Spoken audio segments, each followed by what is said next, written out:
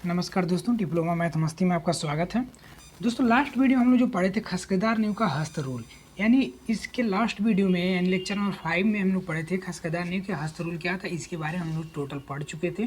ठीक है, तो आज के वीडियो में हम लोग बात करेंगे कि आज के वीडियो में जो हम लोग पढ़ेंगे वो पढ़ेंगे हम जालदार नींव यानी ग्रिलेज फाउंडेशन। ये जो कौन से नींव का ये टाइप है, ये आपका क्या है, सैलो फाउंडेशन के टाइप है। ठीक है, यानी उथला नींव के सभी प्रकार हैं। तो उथला नींव के हम पहले बता दें खसकेदार नींव, दूसरा आपका है जालदार नींव। ठीक है, तो हम लोग जो है खसकेदार नींव में उसका टाइप पढ़ चुके थे और हस्त रूल पढ़ चुके थे। ठीक है, खसकेदार नींव का आज हम पढ़ेंगे जालदार नींव। ठीक है, यहाँ से आपका लेक्चर स्टार्ट होगा यानी से। ठीक है, अब हम ग्रिलेज फाउंडेशन कहाँ बनाते हैं, संरचना के लिए बनाते हैं, इन सभी के बारे में पढ़ेंगे। तो जितने भी टाइप के आज न्यू हो उसको कंप्लीट इस वीडियो में ख़त्म किया जाएगा। तो काफ़ी इंपॉर्टेंट होने वाला है सेशन। ठीक है, और इसमें से क्वेश्चन पूछता भी है। ठीक है, तो इम्पॉर्टेंट है, इसको ज़रूर पढ़िए और नोट्स भी बनाइए। ठीक, और देखिए जिनको भी नोट्स लेना है, नोट्स का प्राइम मेंबरशिप 9621641173 पर आप व्हाट्सअप कर दिए। ठीक है, और जी चारों सब्जेक्ट का नोट्स आपको मिलेगा सिविल थर्ड सेमेस्टर के लिए 149 रुपये में। तो जिनको भी लेना है वो ले सकते हैं। क्लियर, आइए देखते हैं जालदार नींव क्या होता है। तो जालदार नींव क्या है, कौन से संरचनाओं के इस्तेमाल करते हैं, जहाँ की मृदा की धारण क्षमता यानी बियरिंग कैपेसिटी, जो सॉइल होती है आपका उसकी बियरिंग कैपेसिटी जहाँ पर कम होती है तो वहाँ पर हम जालदार नींव बनाते हैं। यानी अधिक संकेंद्रित भार आए, यानी कॉन्सेंट्रेटेड लोड जो है स्ट्रक्चर, मान लीजिए कोई बिल्डिंग है और ये कॉन्सेंट्रेटेड लोड जो सुपर स्ट्रक्चर का लोड है वो क्या है, संकेंद्रित हो, यानी कॉन्सेंट्रेटेड लोड आए। और क्या है, हल्की संरचना जहाँ बियरिंग कैपेसिटी कम हो जिस सॉइल को, वहाँ पर हम जालदार नींव बनाते हैं। क्लियर, तो आइए देखते हैं। जब मृदा की धारण क्षमता कम हो और अधिक संकेंद्रित भार आ रहा हो और नींव की गहराई बढ़ाना संभव न हो। क्लियर, यानी कि जहाँ पर कि मृदा की धारण क्षमता कम हो और संकेंद्रित भार आए, संकेंद्रित मतलब एक पॉइंट पर भार आए, मतलब सीधे। क्लियर, और उसकी नींव की हम गहराई नहीं बढ़ा सकते, वहाँ पर हम जालदार नींव बनाते हैं। ठीक है, क्लियर, इसका निर्माण बहुतायत यात्री शेड, मीलों की कैंचियों, स्तंभों के रूप में प्रयोग किया जाता है। तो आप लोग रेलवे स्टेशन पर देखे होंगे कि एक यात्री शेड के लिए मतलब छाँव के लिए बनाया जाता है। ठीक है, तो उसमें क्या है, उसकी जो है उसकी फाउंडेशन होती है वो ग्रिलेज फाउंडेशन का बनाया जाता है। और मीलों की कैंचियाँ बहुत सारे देखे होंगे तो वहाँ ग्रिलेज फाउंडेशन बनाया जाता है। ठीक है, और ग्रिलेज फाउंडेशन भी आपका दो प्रकार की होगी है। ठीक है, एक आपके प्रकाष्ठ की यानी टिम्बर की होती है, दूसरा आपका स्टील की होती है। क्लियर, एक तो आपका टिम्बर ही मीन्स प्रकाष्ठ का होती है यानी कि लकड़ी एक तरह से बोल सकते हैं, और दूसरा इस्पात की होती है, ग्रिलेज यानी स्टील की होती है। ठीक है, अब टिम्बर की कहाँ पर प्रयोग करते हैं इसके बारे में जानिए। तो टिम्बर की आप लकड़ी का है तो आपको ऐसे ही स्पष्ट होगा कि जहाँ अस्थायी भवन बिल्डिंग्स मानी बनाए जाएँ, जहाँ अस्थायी भवन बनाए जाएँ, ठीक है, लकड़ी के, वहाँ पर हम प्रकाष्ठ फाउंडेशन यानी ग्रिलेज टिम्बर ग्रिलेज फाउंडेशन का उपयोग करते हैं। और जहाँ अस्थायी बनाना है वहाँ आप स्टील का बनाएंगे। क्लियर, चलिए तो देखते हैं प्रकाष्ठ की ग्रिलेज नींव क्या होती है। इस नींव का निर्माण लकड़ी के भवनों या अस्थायी भवनों के लिए किया जाता है। तो यह नींव क्या, लकड़ी के भवन या अस्थायी भवन के लिए किया जाता है। प्राय इसे कमजोर धारण क्षमता वाली मृदाओं एवं जलग्रस्त क्षेत्रों में बनाया जाता है। तो जहाँ की मृदा की धारण क्षमता कमजोर होती है और जहाँ पर क्या है, जलग्रस्त क्षेत्र हो, यानी कि जहाँ पर जल इकट्ठे होते हैं, वहाँ पर हम क्या है, टिम्बर ग्रिलेज फाउंडेशन का प्रयोग करते हैं। क्लियर, जहाँ मृदा में कंपन होता है यानी कि जहाँ पर वाइब्रेशन होता है मृदा में, वहाँ पर भी हम लकड़ी की बनाते हैं। क्योंकि लकड़ी का मान लीजिए अगर मान लीजिए कंपन हुआ और स्ट्रक्चर फेल भी हो गया तो उतना भारी नुकसान नहीं होगा। क्लियर, जहाँ भी बनाया जाता है उसे बनाने के लकड़ी के स्लीपर या पटरों एक दूसरे के लंबवत परतों में रखकर उसको अस्तर का निर्माण करते थे। तो लकड़ी के पटरों यानी जो लकड़ी होता है ना उसका पटरा क्या होता है, एक दूसरे के लंबवत, एक मान लीजिए खड़े में और एक क्या बेड़े में, इस तरह से एक दूसरे के लंबवत इसको रखा जाता है। क्लियर, फिर इसके ऊपर इस तरह से आपको ग्रिलेज फाउंडेशन बनता है, एक के ऊपर एक रखा जाता है लंबवत। क्लियर, और जो ये लकड़ी का होता है तो आप लोग सोचेंगे जलग्रस्त क्षेत्रों में लकड़ी बनाया गया, तो लकड़ी पे क्या होता है कि एक परिरक्षण का लेप लगा दिया जाता है जिससे उस पर क्या सीलन से बचता है। ठीक है, तो जैसे आप लोग अभी देखते होंगे अपने घरों में यूज करते होंगे, जैसे मान लीजिए लकड़ी का दरवाजा ही हुआ तो उस पर आप लोग क्या है, जो कीट से बचने के लिए और सीलन से बचने के लिए उस पर पेंट का लेयर लगा दो। उसी तरह से क्या पानी में उसको बचने के लिए सीलन से, दीमक और सीलन से एक परिरक्षण का लेप लगा दिया जाता है लकड़ी की फाउंडेशन पर। क्लियर, जिससे क्या है आपका क्या है, सीलन नहीं होता है और दीमक उसमें नहीं लगते हैं। क्लियर, तो इस तरह से आप लोग देख सकते हैं एक के ऊपर एक लंबवत रखा गया हुआ है, ये इस तरह से एक है, फिर इसके ऊपर इस तरह से है, तो एक के ऊपर एक क्या है आपका रखा हुआ है। ये लकड़ी क्या है, ग्रिलेज फाउंडेशन। क्लियर। और ये दीवार की है आपकी, यानी कि लकड़ी के ऊपर आपका दीवार चला हुआ है यहाँ पर, और ये लकड़ी के स्तंभ है, ये पूरा लकड़ी का है, उसके ऊपर भी लकड़ी का ये स्तंभ बनाया गया है। क्लियर। आई होप आपको पूरा क्लियर हो गया होगा। तो आपको कैसे बनता है ये ग्रिलेज फाउंडेशन, मान लीजिए एक तरह से इस तरह से रख दिया गया, इस तरह से रख दिया ग्रिलेज फाउंडेशन, फिर इसके ऊपर से और इस तरह से मान लीजिए हो, तो इसके ऊपर से तो क्या एक दूसरे के क्या लंबवत हुए और एक दूसरे के ऊपर भी हुए, तो इस तरह से ग्रिलेज फाउंडेशन बना है। क्लियर। आई होप आपको पूरा समझ में आया होगा। ठीक है।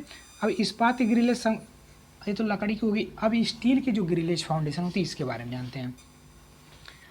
जब संरचना पर अधिक संकेंद्रित भार आए तो सेम अपोजिट है, जब हल्की भार हो, मतलब हल्की स्ट्रक्चर बनाना हो, अस्थायी बनाना हो, और संकेंद्रित भार कम आ रहा हो या अधिक ही आ रहा हो, तो वहाँ पर हम बनाते हैं कौन सा, यानी कम आ रहा हो जब संकेंद्रित भार, तो वहाँ पर हम बनाते हैं ये टिम्बर का ग्रिलेज फाउंडेशन। लेकिन जब अधिक संकेंद्रित भार आ रहा हो तो वहाँ पर हम बनाते हैं स्टील का, क्योंकि उसको लोड को तो बियर करना है, यानी लोड भी अधिक बियर करेगा, तो इसको हम स्टील का बनाते हैं। क्लियर। तो इस्पात के आई खंड का प्रयोग करना शुरू कर देते हैं, तो इसमें क्या आई सेक्शन का उपयोग करते हैं। आई सेक्शन इस तरह से होता है कुछ करके, आपका आई सेक्शन इस तरह से, आपको 3D फिगर दिखा देते हैं बनाकर। आई सेक्शन कुछ यूँ होता है, आप लोग देखे भी होंगे। क्लियर। ये इस तरह से होता है, ये आपको इस तरह से आपको देखने को मिलेगा आई सेक्शन। क्लियर। विजुअल हो रहा है, चीज़ें दोनों तरह से होती है, इस तरह जैसे आपका रेल की पटरी नहीं होती है, आई सेक्शन उसी तरह से एकदम होता है। क्लियर। 5th सेमेस्टर में आप लोग पढ़ेंगे जब आरबीटी, तो उसमें रेलवे ब्रिज एंड टनल, तो उसमें आपको पूरा अच्छे से बताया जाएगा पूरे सेक्शन को कैसे, मतलब वो ट्रैक बनती है, सब कुछ पूरा प्रोसेस बताया जाएगा। ठीक है। नेक्स्ट आपका जो आपको सिर्फ परिभाषा लिखना है, फिगर बना देना, आपको नंबर मिल जाएगा। ठीक है। इसमें बहुत ज़्यादा कुछ नहीं करना है। और एक बात और, सभी लोग पहले वीडियो को लाइक कर दें, जितने लोग देख रहे हैं ना वीडियो को लाइक करें, क्योंकि व्यूज ज़्यादा रहता है और लाइक्स कम रहते हैं, इसका मतलब आपको समझ में नहीं आ रहा है, तो मतलब लाइक कर दिया करो यार, आपके लिए इतना मैं, शेयर भी कर दीजिए, शेयर भी कर दीजिए। ठीक है। और कोई भी डाउट हो तो आप कमेंट करिए, आपको व्हाट्सअप नंबर भी, हेल्पलाइन नंबर भी प्रोवाइड किया गया, तो आप लोग सपोर्ट करिए। आपको देखिए यूट्यूब पर क्लासेस आपकी इतने अच्छे से फ्री ऑफ कॉस्ट दी जा रही है, तो थोड़ा सा आप सपोर्ट तो आपका बनता है, रिस्पॉन्सिबिलिटी इतना तो बनता है, तो इतना आप जरूर करिए। आई होप कर भी दिए होंगे। चलिए, अब एक कंबाइंड फाउंडेशन क्या होता है इसके बारे में जानते हैं। तो कंबाइंड फाउंडेशन मतलब कई फाउंडेशन एक तरह से क्या है, कई फाउंडेशन जुड़े हुए होते हैं, मतलब स्तंभ, कई स्तंभ एक दूसरे से जुड़े होते हैं, इसको बोलते हैं कंबाइंड फाउंडेशन। ठीक है। कंबाइंड के आपके नाम से ही पता है कि संयुक्त, संयुक्त मतलब एक से अधिक होंगे। ठीक है। संयुक्त मतलब एक से अधिक होंगे, यही ना संयुक्त होता है। तो आइए इसको देखते हैं। जब दो स्तंभ पास पास आ रहे हों, यानी दो स्तंभ पास पास आ रहे हों, अथवा दो या दो से अधिक स्तंभों के लिए एक ही नींव डालनी हो, यानी कि दो कॉलम जो पास पास आ रहे हों, या दो से अधिक कॉलम एक ही पास डालनी हो, तो इस प्रकार की नींव डालना अच्छा होता है। ये आयताकार है, समलंबाकार हो सकती हैं। इस प्रकार की नींव के लिए आवश्यक हो जाता है कि दोनों स्तंभों का गुरुत्व केंद्र नींव के गुरुत्व केंद्र रेखा में रखे जाएं। अब इसको समझिएगा, यानी कि जब दो स्तंभ पास पास हों या दो से अधिक स्तंभ के लिए जो नींव हम बनाते हैं फाउंडेशन, तो उसके लिए हम क्या है, अगर बहुत ज़्यादा पास पास रहता है तो हम कंबाइंड फुटिंग फाउंडेशन बना देते हैं। ठीक है। मतलब एक ही में सबका फुटिंग बना देते हैं, कंबाइंड फुटिंग फाउंडेशन। और इसमें क्या करता है, ऐसा जब नींव बन जाता है तो लोड बियर ज़्यादा करता है। जैसे मान लीजिए ये आपको स्तंभ का आपको फाउंडेशन बनाना है। ठीक है। फिर इसी में मतलब इसके नज़दीक में दूसरा स्तंभ का फाउंडेशन, इसी तरह से मान लीजिए कई है, तो सभी का फाउंडेशन एक दूसरे से क्या है, कंबाइन कर देंगे, मतलब स्ट्रेंथ उसका अधिक आ जाएगा, मतलब जितना भी सुपर स्ट्रक्चर का लोड आएगा वो सॉइल पर अधिक ट्रांसफ़र करेगा, मतलब लोड अच्छे से बियर करेगा और स्ट्रक्चर फेल नहीं होगा। क्लियर। तो इसका जो आकार होता है ना, इसका आयताकार भी हो सकता है और समलंबाकार भी हो सकता है। और सबसे बड़ी बात यह है कि दोनों जो स्तंभ का सेंटर ऑफ ग्रेविटी है, गुरुत्व केंद्र, नींव के गुरुत्व केंद्र के रेखा में रखी जाती है। तो जो नींव का गुरुत्व केंद्र होता है वही क्या है, दोनों स्तंभों का गुरुत्व केंद्र के रेखा में होती है। ठीक है। जैसे मान लीजिए फाउंडेशन है, इसका जो सेंटर ऑफ ग्रेविटी है, मान लीजिए एक कोई फाउंडेशन हम बना रहे हैं, तो इसका जो सेंटर ऑफ ग्रेविटी रेखा ये है, और इसका भी क्या है, एक दूसरे के क्या है, गुरुत्व केंद्र में ही होते हैं। क्लियर। Centre of gravity. इसको हम अच्छे से पूरा समझेंगे। गुरुत्व केंद्र क्या होता है, मतलब गुरुत्व केंद्र वो पॉइंट है जहाँ पूरा स्ट्रक्चर का लोड क्या है उस पर, उस पॉइंट पे आता है, ठीक है, और वहीं से क्या है पूरा डिस्ट्रीब्यूट होता है, ठीक है। तो ज़्यादा वहाँ पर लोड आता है सेंटर ऑफ ग्रेविटी पर आपका पूरा स्ट्रक्चर का लोड। तो दोनों का क्या है, एक ही रेखा में होता है कंबाइंड का, दोनों फुटिंग का। क्लियर। चलिए नेक्स्ट आपका देखते हैं सतत फुटिंग, यानी कि हम कॉन्टीन्यूअस फुटिंग की बात कर लेते हैं। तो कॉन्टीन्यूअस फुटिंग का मतलब अधिक है, यानी एक ही रेखा में स्तंभ आ रहे हो। देखिए सतत फुटिंग क्या होता है, जब एक ही रेखा में बहुत अधिक स्तंभ आ रहे हो अथवा मृदा को धंसने की संभावना हो, अधिक गहराई में जाना संभावना हो। मतलब सतत यानी कॉन्टीन्यूअस फुटिंग कहाँ बनाते हैं, जब एक रेखा में यानी एक ही रेखा में अधिक स्तंभ आ रहे हैं। जैसे ये मान लीजिए एक ही आपका रेखा है, ये आपका क्या है, एक रेखा है ना, और यहाँ देखिए एक ही रेखा में कितने स्तंभ आ रहे हैं, कई स्तंभ आ रहे हैं। क्लियर। इतने सारे स्तंभ आ रहे हैं, जब एक रेखा में कई स्तंभ आते हैं और मृदा की क्या है धंसने की संभावना होती है, यानी ओवरलोडिंग होती है, ठीक है, और अधिक गहराई में हम जा भी नहीं सकते हैं, यानी हम फुटिंग को अधिक गहराई में ले भी नहीं जा सकते, वहाँ पर हम कॉन्टीन्यूअस फुटिंग का प्रयोग करते हैं। क्लियर। इस नियम में सभी स्तंभों के लिए प्रबलित सीमेंट कंक्रीट की एक धरन डाली जाती है। तो जो भी देखिए ये क्या है, प्रबलित सीमेंट कंक्रीट है, इसमें आपका क्या है एक बीम पड़ा है, उसके बाद उसको क्या है वो आपका कॉलम यानी स्तंभ बना हुआ है, ठीक है। इसे हम स्ट्रिप न्यू भी कहते हैं। तो इसका दूसरा नाम जो है स्ट्रिप न्यू, यानी कॉन्टिन्यूअस फुटिंग का दूसरा नाम क्या है, स्ट्रिप न्यू। क्लियर। चलिए आई बातें समझ में कि हम कॉन्टिन्यूअस फुटिंग कहाँ पर प्रयोग करते हैं। कॉन्टिन्यूअस फुटिंग ऐसे जगह प्रयोग करते हैं जहाँ एक ही रेखा में कई सारे स्तंभ बने हो, और ठीक है कई सारे स्तंभ बने हो और मृदा क्या है दलदली हो, धंसने की संभावना हो, और सबसे बड़ी बात है कि उसका क्या है जो न्यू की गहराई है बढ़ा भी नहीं सकते हैं, बढ़ाना संभव ना हो। तो ऐसे कंडीशन में जो कॉन्टिन्यूअस बीम बनाना अच्छा होता है। क्लियर। चलिए नेक्स्ट आपका राफ्ट या पटरा नींव। तो आपको पता है राफ्ट या पटरा नींव क्या होता है, पटरा नाम से ही आपको स्पष्ट है कि क्या है पटरा क्या होता है। क्लियर। तो इसमें क्या है लकड़ी के पटरे होते हैं, ठीक है।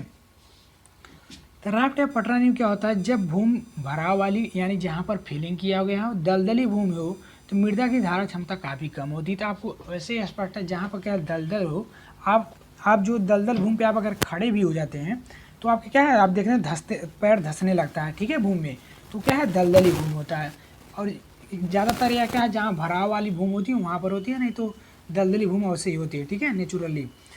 तथा अधिक भार आया तो लोड अधिक आएगा तो स्ट्रक्चर आपका धंस जाएगा दलदली भूमि में। तो ऐसे स्थान पर हमका राफ्ट या पटरा नींव का निर्माण करते हैं जहाँ पर दलदली भूमि हो, यानी कि फिलिंग किया गया हो भूमि का, या अधिक संकेंद्रित भार वहाँ पर आ रहा है दलदली भूमि है, तो वहाँ पर हम राफ्ट या पटरा नींव का प्रयोग करते हैं। क्लियर। इसका इस तरह से आपका कुछ बनता है, आपका प्रबलन यहाँ पड़ा हुआ है और एक स्लैब पड़ा हुआ है, ठीक है। तो ये आपका फुटिंग है, ठीक है। तो इसमें राफ्ट या पटरा नींव जिसको हम बोलते हैं। क्लियर। देखिए ये आपका क्या है छड़ पड़ा हुआ है, ठीक है, और ये स्लैब ढाला गया उसके ऊपर, तो इस तरह से आपको बनता है। क्लियर। चलिए इसमें अगर कोई डाउट हो तो आप कमेंट का बॉक्स में बताइए। तो ये आपको फिगर बता दिए कि इस तरह से आपको बनाना है। तो इसमें समझिए ये देखिए कॉलम है, ये आपका कॉलम है, ये ग्राउंड लेवल है, ठीक है, और यह क्या है स्लैब ढाला हुआ है कंक्रीट का, ठीक है। फिर यहाँ पर अब यहाँ पर देखिए नाम से स्पष्ट है पटरे की भांति है, ठीक है। तो पटरे की भांति बनाया गया है। और इसके अगर विशेष जानकारी इसमें चाहते हैं अगर पूरा 3D फिगर से, तो आप कमेंट कर दीजिए, हम अलग से वीडियो बना देंगे, ठीक है। क्योंकि वो ज़्यादा इतना इंपॉर्टेंट नहीं है BTOP एग्ज़ाम से, बस आपको क्या है कि इसके बारे में लिखना है और एक फिगर बना देंगे, नंबर मिल जाएगा, ठीक है। इस टाइप के पैड़ीदार या कदमचों वाली नींव। अब स्टेप फाउंडेशन क्या होती है इसके बारे में समझिए। स्टेप फाउंडेशन इंपॉर्टेंट है, एग्जाम में कई बार पूछा गया है, इसको नोट कर लिए, ठीक है। इसको इसका जो 3D फिगर है वो हम बताते हैं कैसे, इस तरह से बनता है जैसे सीढ़ी नहीं होता है, सीढ़ी जैसे होता है इस तरह से बनता है आपका स्टेप फाउंडेशन। तो इस तरह से आपका क्या है सीढ़ी की भांति आपका क्या है बनता है इसका फाउंडेशन। क्लियर। कहाँ पर इसका उपयोग करते हैं आइए जानते हैं। तो स्टेप फाउंडेशन बेसिकली हम यूज करते हैं पर्वतीय क्षेत्रों में, क्योंकि पहाड़ी पथरीला एरिया होता है तो उसको काट करके कटिंग करके कुछ फिलिंग करके हम क्या है पड़ीदार या कदमचों वाली नींव बनाते हैं, यानी स्टेप सीढ़ी की तरह। क्लियर। तो देखिए, पर्वतीय क्षेत्र जहाँ की मृदा की धारण क्षमता अधिक अच्छी होती है एवं डाल अच्छी होती है, ठीक है। तो ये लाइन में थोड़ा सा मिस्टेक करते हैं। उन जगहों पर लंबाई एवं जहाँ की क्या है धारण क्षमता अच्छी थी। आपको पता है पर्वतीय क्षेत्रों में जो पर्वत वगैरह रहते हैं तो वहाँ की बियरिंग कैपेसिटी अच्छी है, ठीक है, और काफ़ी हार्ड होती है सॉइल। तो उन जगहों पर लंबाई एवं गहराई में नींव खोदना कठिन होता है। तो आपको भी पता है पर्वतीय क्षेत्रों में फाउंडेशन यानी कि नींव खोदना कितने एक्सकवेशन बोलते हैं जिसको, ठीक है, खुदाई का खोदना कठिन होता है। इसका निर्माण खसकेदार नींव की तरह करते हैं, खसकेदार नींव की तरह ही होता है, बट इसमें सीढ़ी बनता है, ठीक है। इसमें दीवार की लंबाई की दिशा में विभिन्न तलों पर रखा जाता है। तो दीवार की जो भी लंबाई होती है उसी की दिशा में आपको रखा जाता है। फिगर आपको हम कल इसका जो फिगर है आपको दिखा देंगे, क्लियर। इसका फिगर अभी हम डाउनलोड नहीं किए हैं, कल इसको दिखा, जिसमें सामने से देखने पर कदमचों की तरह दिखाई देता है। तो जो आप सामने से देखेंगे तो सीढ़ी की तरह दिखाएगा, जिस तरह से हम बताएं ना आपको, इस तरह से आपको सीढ़ी की तरह दिखाएगा, सीढ़ी की बात आपको दिखेगा, क्लियर। प्रत्येक कदमचों के नीचे के ऊपर चढ़ाव देकर बनाया जाता है। तो जो भी बनता है फाउंडेशन प्रत्येक कदमचे का, जैसे मान लीजिए इस तरह से बताए हैं, तो ये नीचे से ऊपर क्या चढ़ाव देकर ही क्या है आपका बनाया गया है, बनाया जाता है। ब्लॉक को मोटाई में रखा जाता है। ये जो ब्लॉक है आपका ये क्या है मोटाई में आपको रखा जाता है, क्लियर। तो कुछ मोटा होता है ब्लॉक, तो वो अपने हिसाब से हम रख लेते हैं जैसे हमको स्ट्रक्चर बनाना है, क्लियर। तो वहाँ पर हम बनाते हैं जहाँ पर्वतीय क्षेत्र हो और काफ़ी उसकी बियरिंग कैपेसिटी सॉइल की अधिक होती है पर्वतीय क्षेत्रों में, आपको पता ही है। तो वहाँ पर हम क्या है पैड़ीदार या कदमचों वाली नींव बनाते हैं, क्लियर।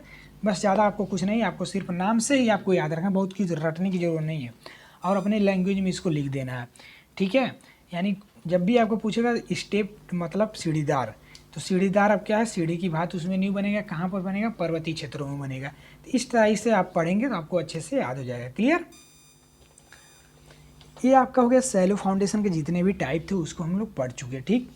अब हम पढ़ेंगे कि अब हम फाउंडेशन दो प्रकार के पढ़े हैं, एक आपका सैलो फाउंडेशन, एक आपका क्या है सैलो फाउंडेशन पढ़े हैं, ठीक है, और दूसरा आपका डीप फाउंडेशन पढ़े हैं। तो सैलो फाउंडेशन के सभी टाइप पढ़ चुके हैं, जो भी क्वेश्चन बनने वाला था इसी में से बनेगा सैलो फाउंडेशन से। अब डीप फाउंडेशन पढ़ते हैं। तो डीप फाउंडेशन क्या होता है उसके बारे में मैंने आपको बताया भी है। जब नींव की गहराई यानी जब उसका डेप्थ जो उसकी चौड़ाई से ज़्यादा हो, उसकी चौड़ाई यानी विड्थ से ज़्यादा हो, तो वहाँ पर हम उसको बोलते हैं सैलो डीप फाउंडेशन, क्लियर, यानी कि गहरी नींव, क्लियर। यानी कि जब उसकी गहराई नींव की गहराई उसकी नींव की चौड़ाई के अधिक हो, नींव की चौड़ाई से अधिक हो, तो वहाँ पर हम बोलते हैं गहरी नींव बोलते हैं।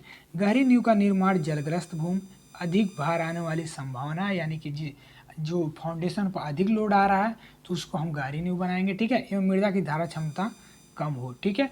तब भी जब मृदा की धारण क्षमता कम होगी तब भी हम क्या है गहरी नींव का प्रयोग कर देंगे। तब कोई भी पूछेगा आपसे कि डीप फाउंडेशन यानी गहरी नींव का प्रयोग कहाँ करते हैं, तो जहाँ की धारण क्षमता सॉइल की कम हो, जलग्रस्त भूमि हो और अधिक भार आ रहा हो स्ट्रक्चर फाउंडेशन पर, वहाँ पर हम गहरी नींव का निर्माण करते हैं, क्लियर। अब जो गहरी नींव होती है ये भी आपका क्या है दो प्रकार की होती, तीन प्रकार की होती हैं। एक आपका खूंटा नींव होता है, क्लियर। खूंटा नींव यानी कि पाइल फाउंडेशन एक खूंटे की तरह होता है, जैसे गाँव में देखते होंगे ना खूंटा गाड़ते वो जमीन में धंसाते हैं, क्लियर। तो खूंटे की तरह होता है तो इसको हम बोलते हैं पाइल फाउंडेशन। दूसरा वेल फाउंडेशन यानी ये कुएं की तरह आपका फाउंडेशन बनाया जाता है, इसको वेल फाउंडेशन बोलते हैं। और तीसरा जो आपका है कैसन फाउंडेशन, एक बक्से की तरह से बनाया जाता है, बक्सा या कैसन फाउंडेशन, तो उसको हम बोलते हैं कैसन फाउंडेशन यानी बक्सा वाला नींव, क्लियर। तो तीन प्रकार की होती है डीप फाउंडेशन। आप लोग इसके नेक्स्ट लेक्चर में इन तीनों का डिटेल समझेंगे, ठीक है, इन तीनों का डिटेल अच्छे से पूरा समझेंगे, ठीक है। तो ये एग्जाम में पूछता भी है कि गहरी नींव के प्रकार बताइए या खूंटा नींव बताइए, या तो आप पूछ लेता है कूपन नींव बताइए, तो सबका अलग अलग से पूछता है। तो आप लोग इसको पढ़ लीजिएगा, ठीक है, नोट्स रेडी कर लीजिएगा। अब बाकी जिनको नोट्स से चाहिए या प्रिंट करवाना चाहिए तो ये आपका क्या है कंप्यूटर बेस्ड बनाया गया है, खुद टाइपिंग करके बनाया है, काफ़ी मेहनत लगा है और इफेक्टिव भी है, कलरफुल भी है। तो यहाँ पर आप लोग डायरेक्ट जाकर यहाँ पर इस नोट्स को लेकर डायरेक्ट आपको व्हाट्सअप कर देना है और आपको नोट्स मिल जाएगा। सबसे बड़ी बात बता दें, आपको अगर कोई डाउट हो रहा है नोट्स में रिलेटेड तो नीचे हम क्या है लिंक भी एक्टिवेट किए हैं व्हाट्सअप से, यहाँ नीचे देखिए, यहाँ पूरा 3D फिगर्स के सब कुछ नोट्स में चैप्टर नंबर 3 का भी रेडी कर दिए हैं। देखिए सब कुछ 3D फिगर, इतना इफेक्टिव नोट्स है ना, एक भी बार पढ़ेंगे आप समझ जाएंगे। अब काफ़ी लोग सोच रहे होंगे कि हम नोट्स क्यों लें, उतने में तो बुक खरीद लेंगे। भैया बुक में बहुत चीज़ें फालतू चीज़ें दी होती हैं और ये सॉलिड चीज़ें हैं जो एग्जाम में पूछेगा फंसेगा। देखिए अब एक क्लास चलेगा, आपको अच्छे से 3D फिगर से समझाएगा। और इसमें फैसिलिटी ये है कि आपको मान लीजिए कोई भी दिक्कत है, तो आपको मान लीजिए कोई भी प्रॉब्लम आ रहा है नोट्स में कुछ भी, तो यहाँ पर डायरेक्ट व्हाट्सअप है। और कोई भी चैप्टर का वीडियो नहीं देखे हैं तो नोट्स में जाकर यहाँ से आपको क्लिक करके वीडियो देख सकते हैं। सबसे पहले इस पर क्लिक हेयर लिंक पर क्लिक करेंगे, जैसे यूट्यूब पर पहुँच जाएंगे। क्लियर। और थर्ड सेमेस्टर का सब्जेक्ट, किसी भी सब्जेक्ट का नोट्स चाहिए, नोट्स में डाउट हो, कोई भी डाउट हो, तो व्हाट्सअप नाउ पर क्लिक करेंगे तो आप डायरेक्ट व्हाट्सअप पर पहुँच जाएंगे। क्लियर। व्हाट्सअप नाउ पर आप जैसे क्लिक करेंगे तो यहाँ पर व्हाट्सअप नाउ पर क्लिक करते ही आप व्हाट्सअप में इंटर कर जाएंगे। क्लियर। और जिनको सेव करना है नंबर सेव कर लें। बाकी अगर कोई और डाउट रहा तो कमेंट में ज़रूर बताएं और अपने दोस्तों को शेयर करें। ज़्यादा से ज़्यादा लोगों तो जितने लोगों को जोड़ेंगे क्लासेस आपको उतना प्रॉपर वे में मिलती रहेंगी। ठीक है, चलिए मिलते हैं इसके अंदर नेक्स्ट वीडियो के साथ। तब तक के लिए जय हिंद।